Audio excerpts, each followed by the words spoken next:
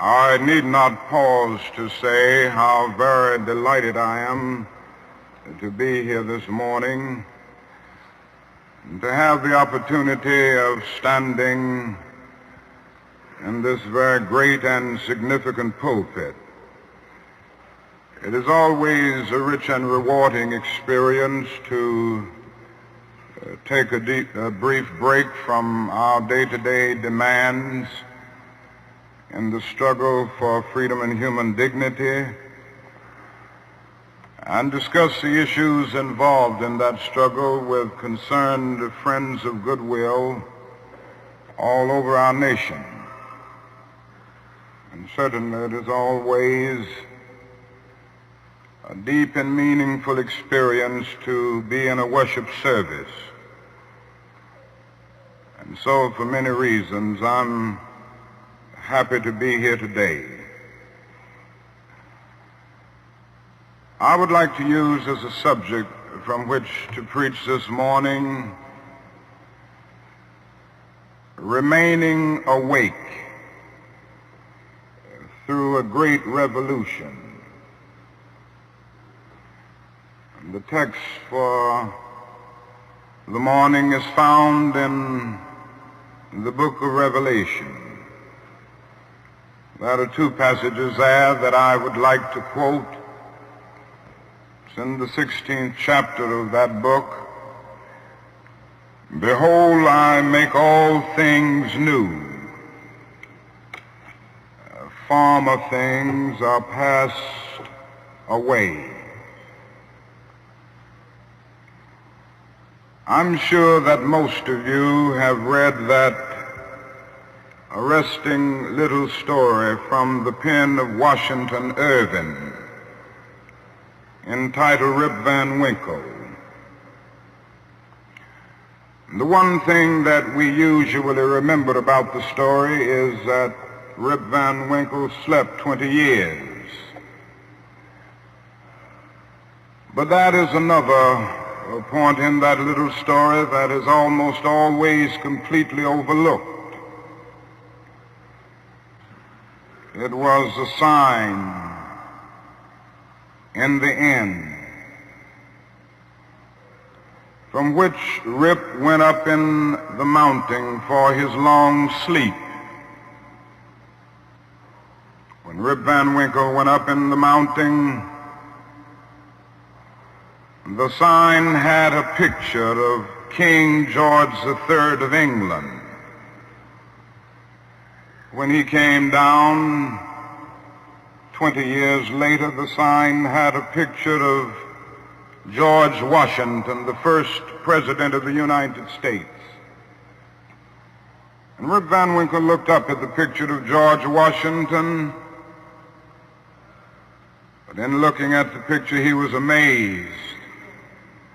He was completely lost. He knew not who he was. And this reveals to us that the most striking thing about the story of Rip Van Winkle is not merely that Rip slept 20 years, but that he slept through a revolution. While he was peacefully snoring up in the mountain, a revolution was taking place that at points would change the course of history. And Rip knew nothing about it. He was asleep. Yes, he slept through a revolution. One of the great liabilities of life is that all too many people find themselves living amid a great period of social change, and yet they fail to develop the new attitudes,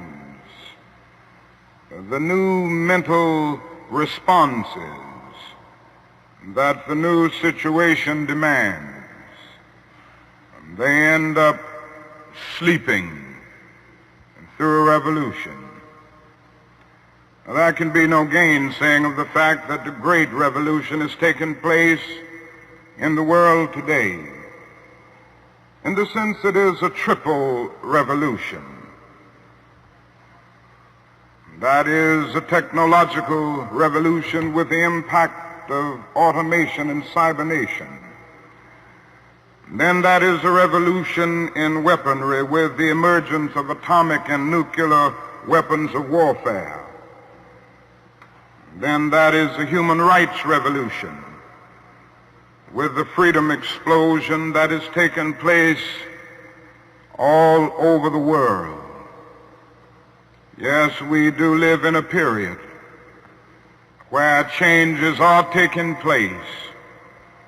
And that is still a voice crying through the vista of time, saying, "Behold, I make all things new.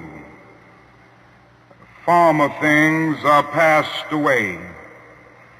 Now, whenever anything new comes into history, it brings with it new challenges and new opportunities. And I would like to deal with the challenges that we face today as a result of this triple revolution that has taken place in the world today. First, we are challenged to develop a world perspective. No individual can live alone. No nation can live alone. And anyone who feels that he can live alone is sleeping through a revolution. The world in which we live is geographically one. The challenge that we face today is to make it one in terms of brotherhood. Now, it's true that the geographical oneness of this age has come to be to a large extent through modern man's scientific ingenuity. Modern man, through his scientific genius, has been able to dwarf distance and place time in chains. And our jet planes have compressed into minutes distances that once took weeks and even months. All of this tells us that our world is a neighborhood. Through our scientific and technological genius, we have made of this world a neighborhood, and yet we have not had the ethical commitment to make of it a brotherhood. But somehow and in some way we've got to do this. We must all learn to live together as brothers, or we will all perish together as fools. We are tied together in the single garment of destiny, caught in an inescapable network of mutuality. And whatever affects one directly affects all indirectly. For some strange reason, I can never be what I ought to be until you are what you ought to be. And you can never be what you ought to be until I am what I ought to be. This is the way God's universe is made. This is the way it is structured. John Donne caught it years ago and placed it in graphic terms. No man is an island in tie of itself. Every man is a piece of the continent, a part of the main. And he goes on toward the end to say, any man's death diminishes me because I am involved in mankind. Therefore never sin to know for whom the bell tolls. It tolls for thee. We must see this, believe this, and live by it if we are to remain awake through a great revolution. Secondly, we are challenged to eradicate the last vestiges of racial injustice from our nation. I must say this morning that racial injustice is still the black man's burden and the white man's shame. It is an unhappy truth that racism is a way of life for the vast majority of white Americans, spoken and unspoken, acknowledged and denied, subtle and sometimes not so subtle. The disease of racism permeates and poisons a whole body politic. And I can see nothing more urgent than for America to work passionately and unrelentingly to get rid of the disease of racism. Something positive must be done.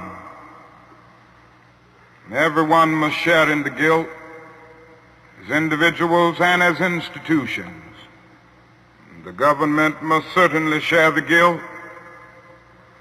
Individuals must share the guilt. Even the church must share the guilt. We must face the sad fact at 11 o'clock on Sunday morning when we stand to sing, "In Christ there is no east nor west." We stand in the most segregated hour of America.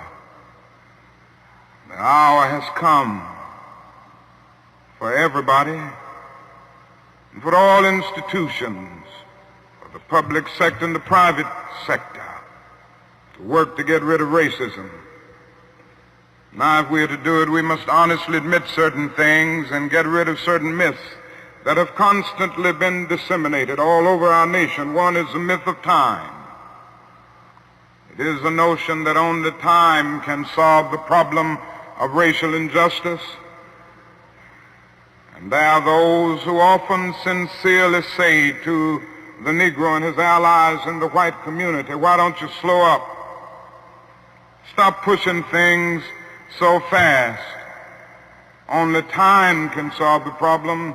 And if you will just be nice and patient and continue to pray, in 100 or 200 years, the problem will work itself out." Well, that is an answer to that myth. And it is that time is neutral. It can be used either constructively or destructively. And I'm sorry to say this morning that I'm absolutely convinced that the forces of ill will in our nation, the extreme rightists of our nation, the people on the wrong side, have used time much more effectively than the forces of goodwill. And it may well be that we will have to repent in this generation, not merely for the vitriolic words and the violent actions of the bad people, but for the appalling silence and indifference of the good people who sit around and say, "Wait on time." Somewhere we must come to see that human progress never rolls in on the wheels of inevitability. It comes through the tireless efforts and the persistent work of dedicated individuals who are willing to be co-workers with God. And without this hard work, time itself becomes an ally of the primitive forces of social stagnation. So we must help time and realize that the time is always ripe to do right. Now, that is another myth that still gets around. It is a kind of over-reliance on the bootstrap philosophy. And there are those who still feel that if the Negro is to rise out of poverty, if the Negro is to rise out of slum conditions, if he is to rise out of discrimination and segregation, he must do it all by himself. And so they say the Negro must lift himself by his own bootstraps. They never stop to realize that no other ethnic group has been a slave on American soil. The people who say this never stop to realize that the nation made the black man's color a stigma. But beyond this, they never stop to realize the debt that they owe a people who were kept in slavery 244 years. In 1863, the Negro was told that he was free as a result of the Emancipation Proclamation being signed by Abraham Lincoln. But he was not given any land to make that freedom meaningful. It was something like keeping a person in prison for a number of years and suddenly discovering that that person is not guilty of the crime for which he was convicted. And you just go up to him and say, now you're free. But you don't give him any bus fare to get to town. You don't give him any money to get some clothes to put on his back or to get on his feet again in life. Every code of jurisprudence would rise up against this. And yet this is the very thing that our nation did to the black man. It simply said you're free, and it left him there penniless, illiterate, not knowing what to do. And the irony of it all is that at the same time that the nation failed to do anything for the black man, through an act of Congress, it was giving away millions of acres of land in the West and the Midwest, which meant that it was willing to undergird its white peasants from Europe with an economic floor. But not only did it give the land, it built land-grant colleges to teach them how to farm. Not only that, it provided county agents to further their expertise in farming. Not only that, as the years unfolded, it provided low interest rates so that they could mechanize our farms. And to this day, thousands of these very persons are receiving millions of dollars in federal subsidies every year not to farm. And these are so often the very people who tell Negroes that they must lift themselves by their own bootstraps. It's all right to tell a man to lift himself by his own bootstraps, but it is a cruel jest to say to a bootless man that he ought to lift himself by his own bootstraps. We must come to see that the roots of racism are very deep in our country. And there must be something positive and massive in order to get rid of all of the effects of racism and the tragedies of racial injustice. Now, that is another thing closely related to racism that I would like to mention as another challenge. We are challenged to rid our nation and the world of poverty. Like a monstrous octopus, poverty spreads its nagging, prehensile tentacles into hamlets and villages all over our world. 2/3 of the peoples of the world go to bed hungry at night. They are ill-housed, they are ill-nourished, they are shabbily clad. I've seen it in Latin America, I've seen it in Africa. I've seen this poverty in Asia. I remember some years ago, Mrs. King and I journeyed to that great country known as India. And I never will forget the experience. It was a marvelous experience to meet and talk with the great leaders of India, and to meet and talk with and speak to thousands and thousands of people all over that vast country. And these experiences will remain dear to me as long as the cords of memory shall lengthen. But I say to you this morning, my friends, there were those depressing moments. How can one avoid being depressed when he sees with his own eyes evidences of millions of people going to bed hungry at night?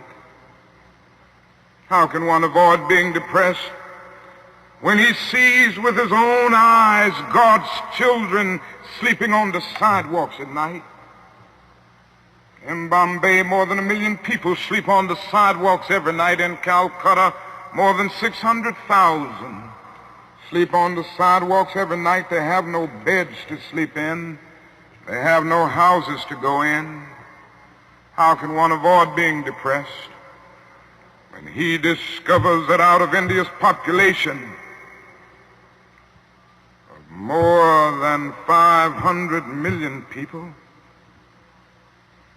some 480 million make an annual income of less than $90 a year, and most of them have never seen a doctor or a dentist. As I noticed these things, something within me cried out, can we in America stand idly by and not be concerned?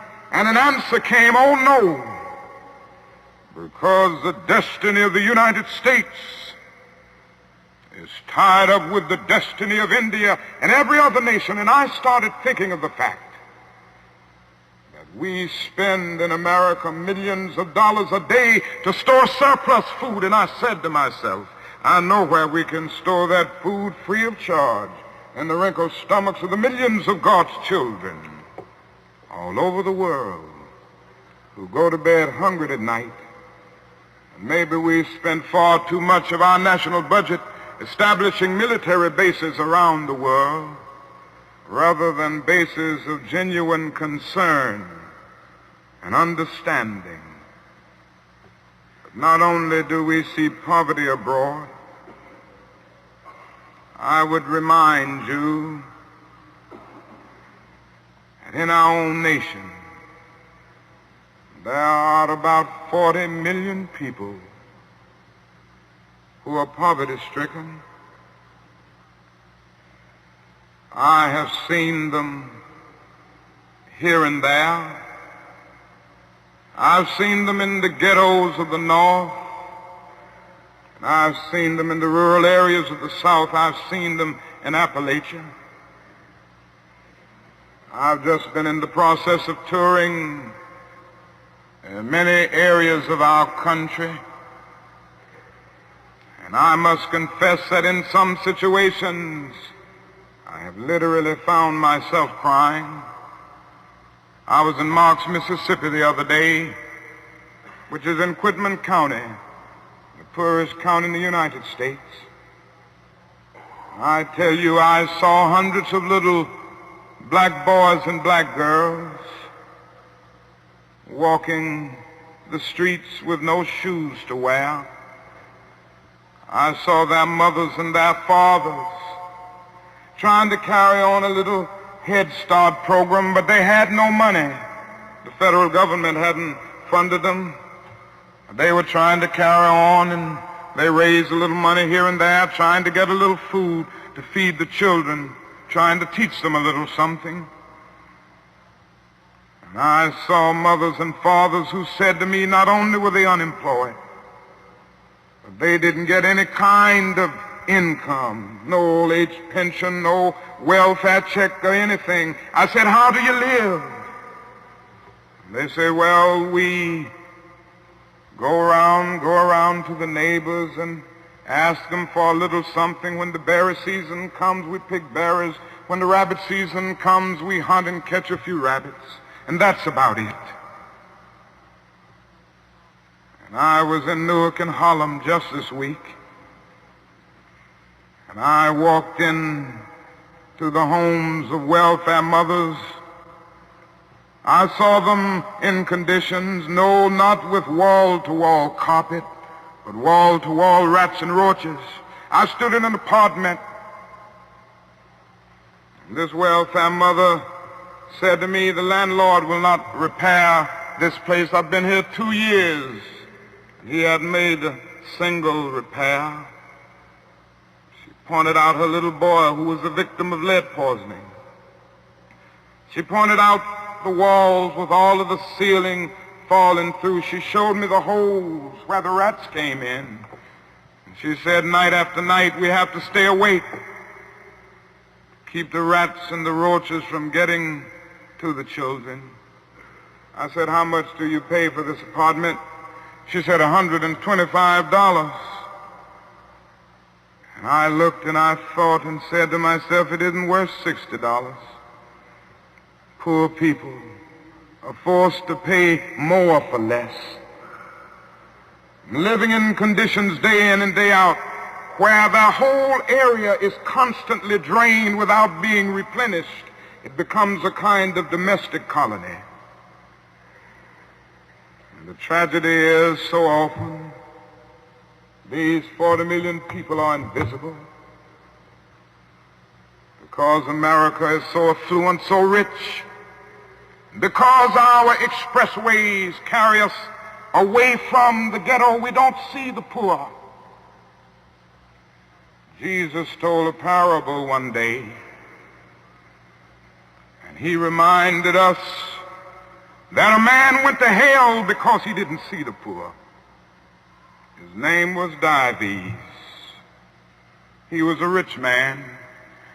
And there was a man by the name of Lazarus who was a poor man, but not only was he poor, he was sick. Sores were all over his body. He was so weak that he could hardly move. But he managed to get to the gate of Dives every day, wanting just to have the crumbs that would fall from his table. Dives did nothing about it. And the parable ends saying, Dives went to hell, and there was a fixed gulf now between Lazarus and Dives. And that is nothing in that parable which says that Dives went to hell because he was rich. Jesus never made a universal indictment against all wealth. It is true that one day a rich young ruler came to him and he advised him to sell all, but in that instance Jesus was prescribing individual surgery and not setting forth a universal diagnosis. And if you will look at that parable with all of its symbolism, you will remember that a conversation took place between heaven and hell, and on the other end of that long distance call between heaven and hell was Abraham in heaven, talking to Dives in hell. Now, Abraham was a very rich man. If you go back to the Old Testament, you see that he was the richest man of his days. So it was not a rich man in hell talking with a poor man in heaven. It was a little millionaire in hell talking with a multimillionaire in heaven. Dives didn't go to hell because he was rich. Dives didn't realize that his wealth was his opportunity.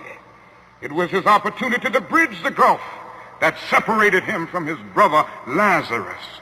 Dives went to hell because he passed by Lazarus every day and he never really saw him. He went to hell because he allowed his brother to become invisible. Dives went to hell because he maximized the minimum and minimized the maximum. Indeed, Dives went to hell because he sought to be a conscientious objector in the war against poverty. And this can happen to America, the richest nation in the world. There's nothing wrong with that. This is America's opportunity to help bridge the gulf between the haves and the have-nots. And the question is whether America will do it. There's nothing new about poverty. What is new is that we now have the techniques and the resources to get rid of poverty.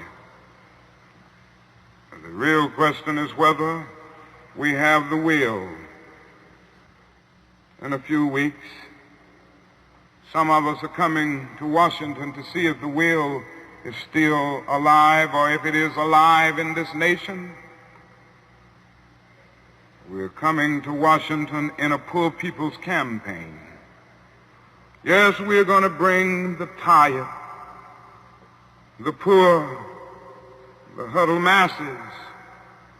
We're going to bring those who have known long years of hurt and neglect. We're going to bring those who've come to feel that life is a long and desolate corridor with no exit sign. We're going to bring children and adults and old people, people who've never seen a doctor or a dentist in their lives. We're not coming to engage in any histrionic gesture. We're not coming to tear up Washington. We're coming to demand that the government will address itself to the problem of poverty.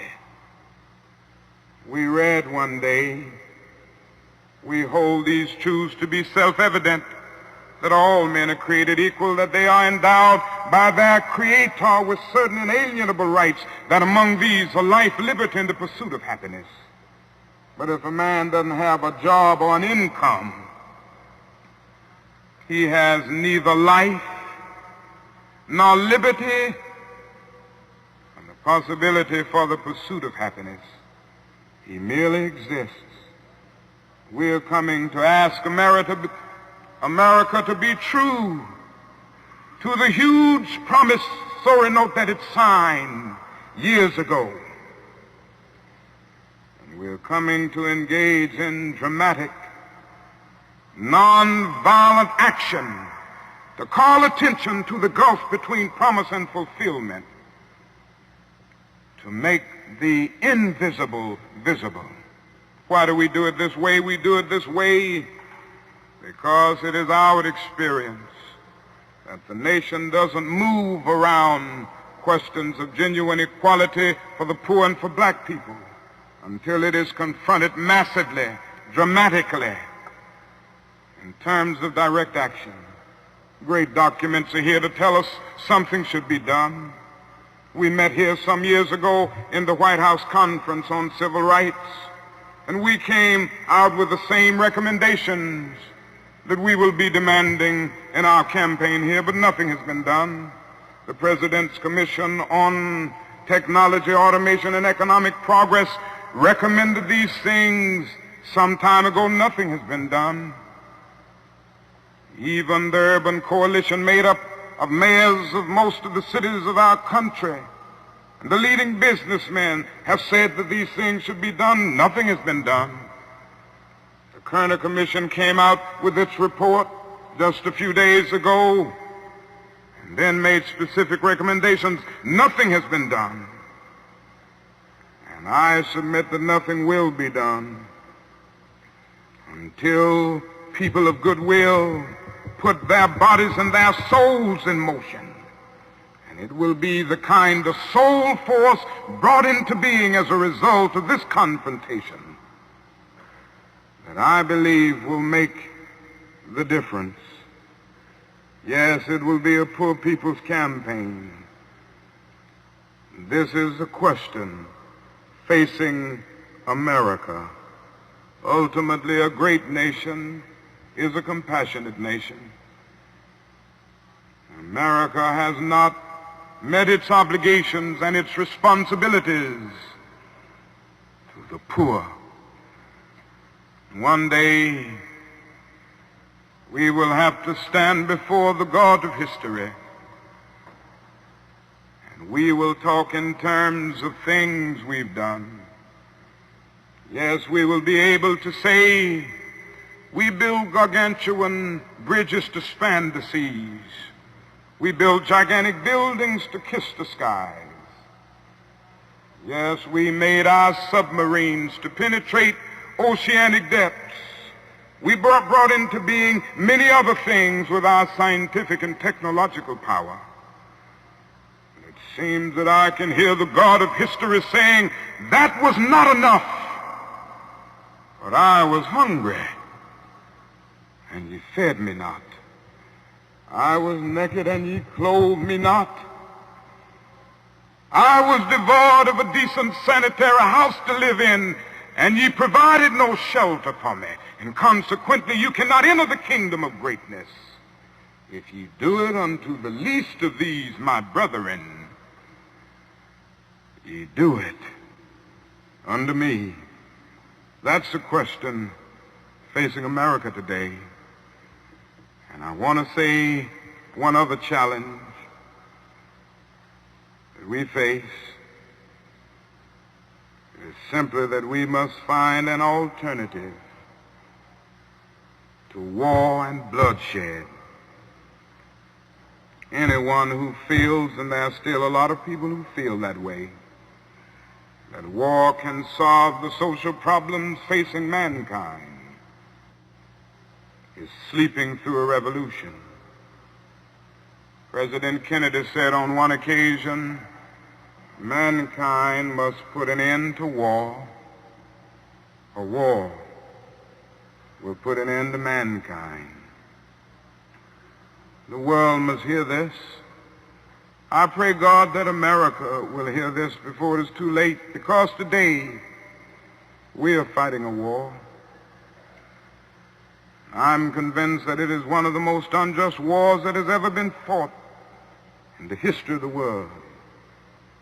Our involvement in the war in Vietnam has torn up the Geneva Accord. It has strengthened the military-industrial complex. It has strengthened the forces of reaction in our nation. It has put us against the self-determination of the vast majority of Vietnamese people and put us in a position of protecting a corrupt regime that is stacked against the poor. It has played havoc with our domestic destinies. And this day we are spending $500,000 to kill every Viet Cong soldier. Every time we kill one, we spend about $500,000, while we spend only $53 a year for every person characterized as poverty-stricken in the so-called poverty program, which is not even a good skirmish against poverty. But not only that, it has put us in a position of appearing to the world as an arrogant nation. And here we are 10,000 miles away from home, fighting for the so-called freedom of the Vietnamese people when we've not even put our own house in order.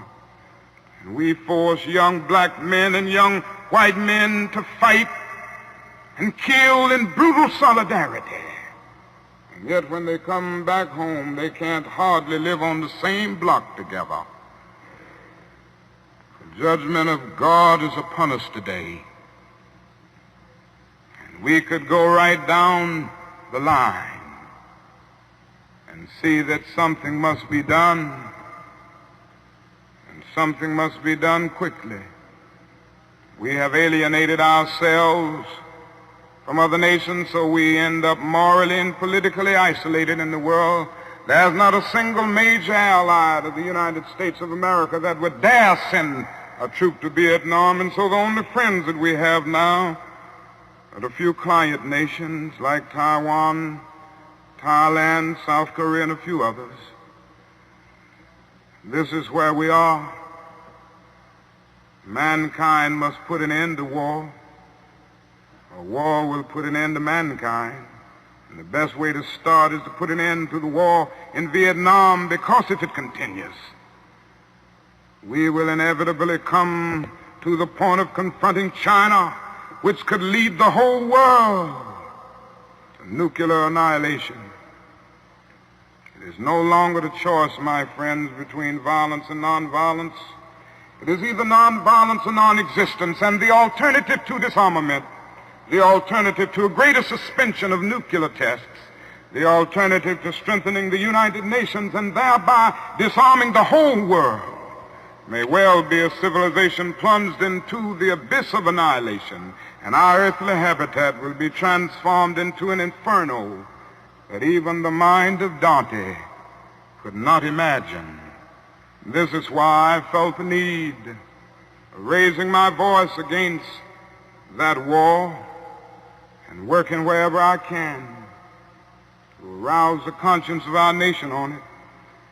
I remember so well when I first took a stand against the war in Vietnam, the critics took me on and they had their say in the most negative and sometimes most vicious way.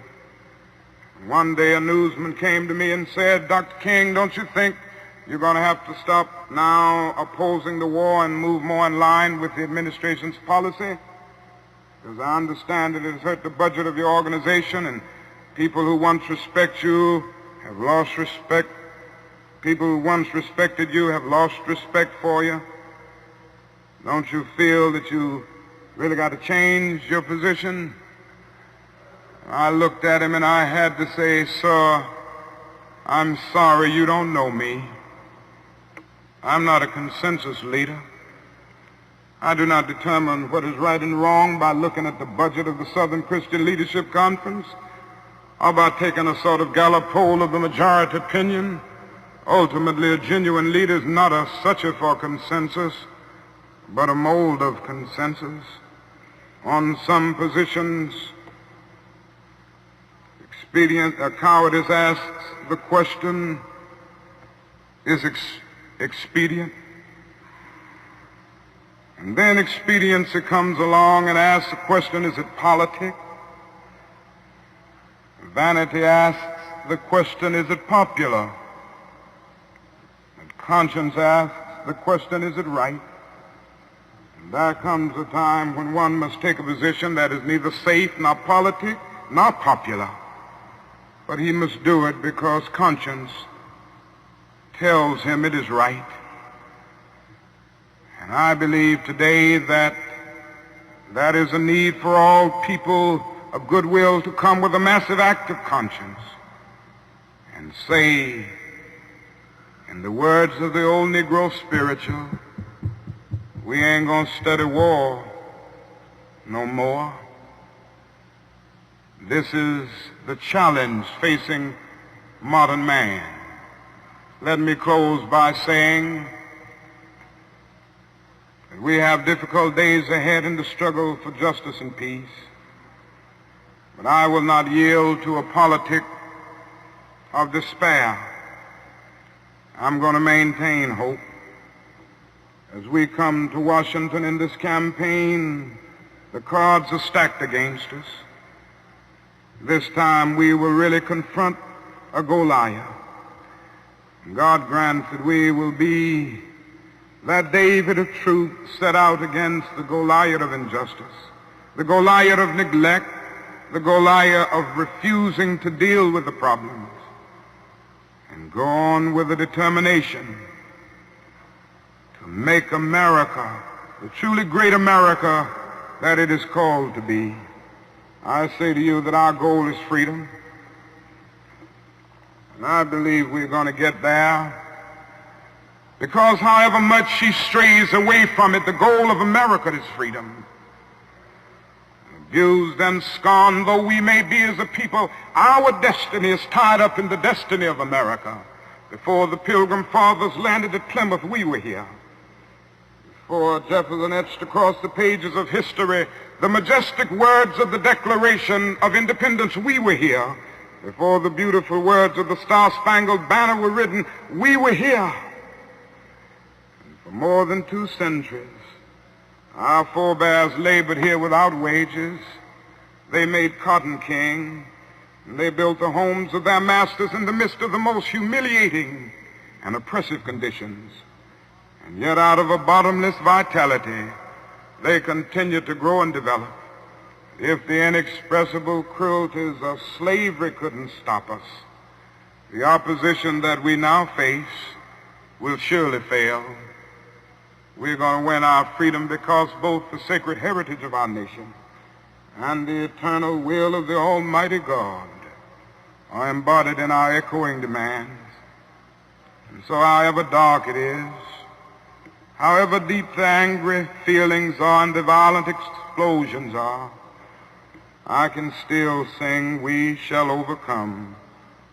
We shall overcome because the arc of the moral universe is long, but it bends toward justice. We shall overcome because Carlyle is right. No lie can live forever. We shall overcome because William Cullen Bryant is right. Truth-crushed earth will rise again. We shall overcome because James Russell Lowell is right, as we were singing earlier today. Truth forever on the scaffold, wrong forever on the throne. Yet that scaffold sways the future, and behind the dim unknown standeth God within the shadow, keeping watch above his own. With this faith, we will be able to hew out of the mountain of despair the stone of hope. With this faith, we will be able to transform the jangling discords of our nation into a beautiful symphony of brotherhood. Thank God for John, who centuries ago out on a lonely, obscure island called Patmos caught vision of the New Jerusalem descending out of heaven from God, who heard a voice saying, "Behold, I make all things new. Former things are passed away." God grant that we will be participants in this newness and this magnificent development. If we will but do it, we will bring about a new day of justice and brotherhood and peace. And that day the morning stars will sing together, and the sons of God will shout for joy.